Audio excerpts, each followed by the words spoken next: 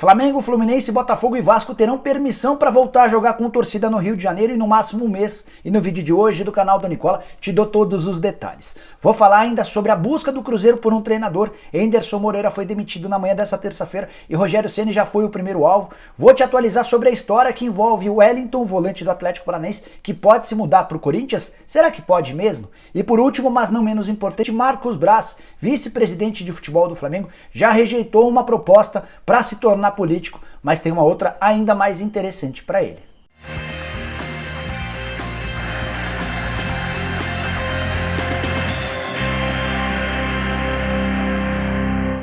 Fala aí pessoal, sejam bem-vindos a mais um vídeo do canal. Sou Jorge Nicola, comentarista dos canais ESPN, dono de um blog no Yahoo, e por aqui vou mantendo você bem informado sobre as coisas do futebol. Antes de começar o vídeo, só pedir para você assisti-lo até o fim. Se curtir, não esqueça de dar um like, de se inscrever no canal, e se inscrever é super fácil, é só apertar esse botãozinho vermelho de inscreva-se, aproveita e aperta o sininho para receber todas as notificações de vídeos ou lives que eu fizer por aqui. Bora começar o vídeo falando a respeito da busca do Cruzeiro por um novo treinador. Anderson Moreira foi demitido na manhã dessa terça-feira. Depois de uma reunião com o presidente Sérgio Rodrigues, ele foi comunicado que não interessava mais ao clube. 6 jogos sem vitória, sendo 5 jogos na Série B do Campeonato Brasileiro. Cruzeiro só uma posição acima do Z4 e ainda pode voltar para o Z4 se 3 dos 4 times da zona do rebaixamento vencerem os jogos que tem a menos. Situação bem delicada, o empate 1-1 com o CRB foi só a consequência de uma maratona de jogos bem ruins. Os resultados recentes do Cruzeiro de Anderson Moreira, nada satisfatórios, além da atuação muito abaixo daquilo que se imaginava. E o Cruzeiro, pouco depois de demitir o Anderson Moreira, entrou em contato com o Rogério Ceni para demonstrar a intenção em recontratá-lo. Logo, o Rogério Ceni, que passou pelo Cruzeiro no ano passado, mas não conseguiu trabalhar diante daquela série de movimentos internos das panelinhas que existiam no elenco do Cruzeiro. Rogério Ceni agradeceu o convite, afirmou que ganha cerca de R$450 mil por mês, salário que assustou a diretoria do Cruzeiro, que na hora abortou qualquer possibilidade. Ouvi de uma pessoa próxima ao Sérgio Rodrigues que o Cruzeiro nem chegou a fazer uma oferta oficial a partir do momento em que ouviu sobre os 450 mil mensais, já descartou a possibilidade. Tudo indica que Ney Franco será o próximo técnico do Cruzeiro. O Ney é esperado na manhã dessa quarta-feira em Belo Horizonte para acertar os últimos detalhes, ser anunciado e já começar a trabalhar. O fato do Ney Franco ter trabalhado à frente do Goiás na temporada passada na Série B, chegou a pegar o time na 18ª colocação e conseguiu acesso à primeira divisão. É talvez hoje o maior cartaz para o técnico, que também já passou por São Paulo, por seleção de base, e esse conhecimento todo com categoria de base e com atletas mais jovens é um trunfo também para ele. Afinal de contas, o Cruzeiro vai apostar bastante nos jogadores jovens. Bora falar agora sobre uma novidade importante da tarde dessa terça-feira, por volta das 2 da tarde, em videoconferência. O pessoal da FERJ, da Prefeitura do Rio de Janeiro e do Complexo do Maracanã estiveram reunidos para discutir sobre a possibilidade da volta do público num futuro não tão distante.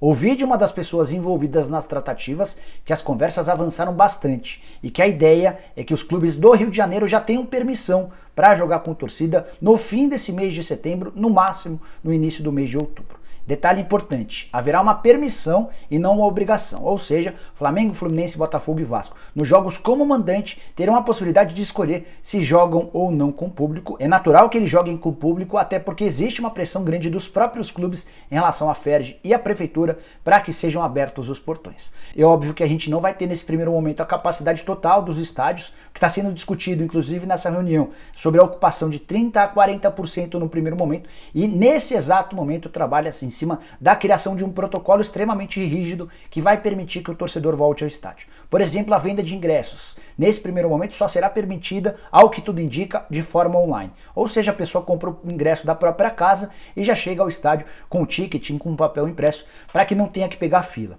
Haverá uma série também de outras determinações e imposições em relação aos jogos com torcida a partir do momento em que os estádios forem reabertos. O uso de máscara, por exemplo, será obrigatório. A abertura dos estádios vai ter de acontecer com bastante antecedência para facilitar o fluxo de entrada das pessoas, para evitar aglomerações. Dentro do estádio haverá marcações para que as pessoas fiquem isoladas uma das outras. Haverá também, por parte dos clubes, a necessidade de fornecimento de álcool em gel em grande escala para que todo mundo possa utilizá-lo. Importante, todas as partes envolvidas já trabalham em cima da elaboração desse protocolo, que deve ficar pronto em no máximo 10 dias. A partir daí, com o protocolo em mãos, os clubes serão chamados para entenderem, para perguntarem, para questionarem, e aí, a partir do momento em que todas as partes derem ok, a tendência é que a gente tenha a volta do público, especificamente no Rio de Janeiro. A Prefeitura do Rio de Janeiro e a FERJ preferem ou pretendem ser as primeiras a voltarem com o público no estádio, algo que já aconteceu recentemente em relação à volta dos estaduais. O Campeonato Carioca foi o primeiro a voltar com jogos bem antes dos demais.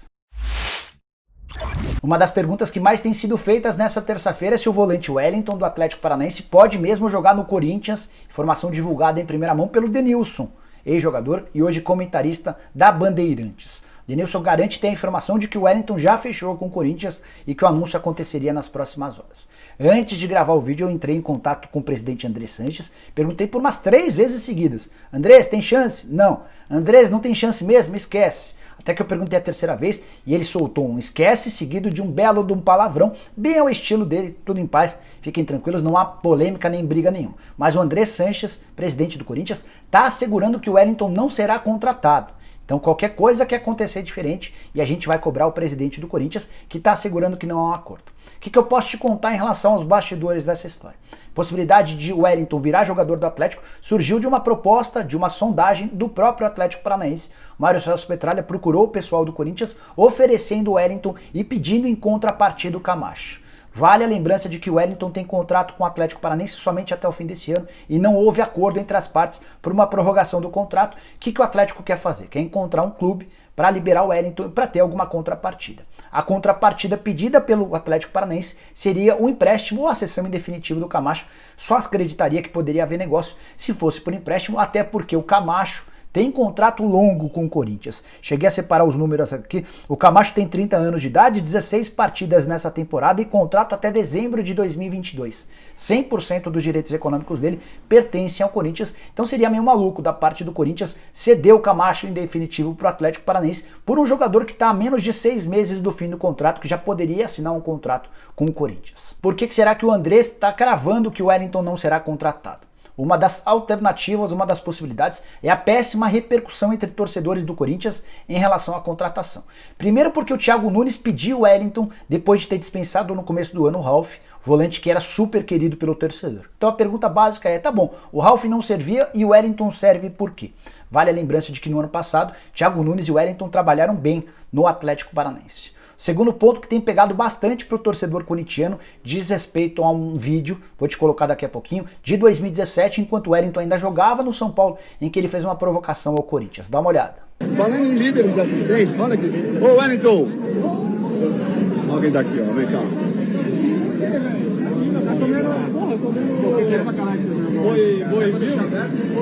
Eu tava indo com a mochila aberta embora. Mas ainda bem que estamos no São Paulo, mas já no Corinthians. Antes de gravar o vídeo, conversei com uma pessoa muito próxima do Wellington para saber como é que ele via toda essa polêmica causada pela declaração. E essa pessoa próxima ao Wellington assegurou que de fato trata-se de um jogador extremamente corajoso, que se posiciona. E que se ele for contratado pelo Corinthians, o Wellington quer muito jogar no Corinthians, essa atitude que ele costuma demonstrar vai ser bastante elogiada pelo torcedor corintiano. Essa pessoa, esse amigo do Wellington também contou que o atleta já foi jogador da base do Corinthians, tem várias fotos dele com a camisa do Timão, tô te mostrando algumas delas. Bora fechar o vídeo com uma boa e uma notícia não tão boa pro torcedor do Flamengo. A primeira é que Marcos Braz, vice-presidente de futebol, cara extremamente respeitado e adorado pelo torcedor, disse não a um convite feito por Eduardo Paz, que vai concorrer à prefeitura do Rio de Janeiro. Ele vai se lançar como candidato a prefeito e gostaria de ter o Marcos Braz como candidato a vice. Esse namoro é antigo e em algum momento, alguns meses atrás, teve gente especulando ou cravando que o Braz trocaria o Flamengo pela oportunidade de ser vice-prefeito do Rio de Janeiro, mas o Marcos Braz, em reunião na semana passada com o Paes e com outras pessoas próximas, assegurou que não tem interesse de largar o Flamengo, de trocar o Flamengo por essa possibilidade de ser vice-prefeito. Então, uma notícia boa para o torcedor do Flamengo, uma preocupação a menos. Olha que coisa maluca, né? No Flamengo até o dirigente é cobiçado e corre-se o risco de perder. A outra notícia não tão boa diz respeito ao fato de o Braz ter mais uma proposta, dessa vez para se tornar vereador. Tem o partido PL que está fazendo todos os esforços do mundo para convencer o vice-presidente de futebol do Flamengo a trocar a vida de dirigente por essa possibilidade de se tornar vereador pelo Rio de Janeiro. ele precisaria de tempo para, por exemplo, se dedicar, fazer campanha, pedir votos e tudo mais, o que o obrigaria a deixar o Flamengo. O Braz ainda não respondeu. Há muita pressão do pessoal do PL para que o Marcos Braz aceite o convite, porque há a convicção de que ele vai ser capaz de arrastar uma série de votos, vai se eleger e ainda vai ajudar o PL. O Marcos Braz tem pedido algum tempo para pensar. Eu até tentei entrar em contato com ele para ver o posicionamento. O Braz não se posicionou, não quis falar a respeito do assunto. É mais uma novela. Acaba uma novela relacionada ao vice do Eduardo Paz, começa outra novela agora sobre a possibilidade de Marcos Braz virar vereador pelo Rio de Janeiro. Bom, pessoal, eram essas as informações que eu queria dividir com vocês no vídeo de hoje do canal do Nicola. Espero que tenham curtido o vídeo, deixem um like por aqui. Quem ainda não se inscreveu no canal do Nicola vai resolver o problema agora mesmo. Só apertar esse botãozinho vermelho de inscreva-se que aparece por aqui. Aproveita e aperta o sininho para ser notificado toda vez que eu fizer vídeo novo ou live. Para fechar, vou deixar na descrição desse vídeo um link, você clica lá, escolhe um dos 5 planos e vira membro do canal do Nicola. Passa a ter uma série de vantagens, como por exemplo, receber informações em primeira mão via WhatsApp. Beleza? A gente vai se falando. Tchau, tchau!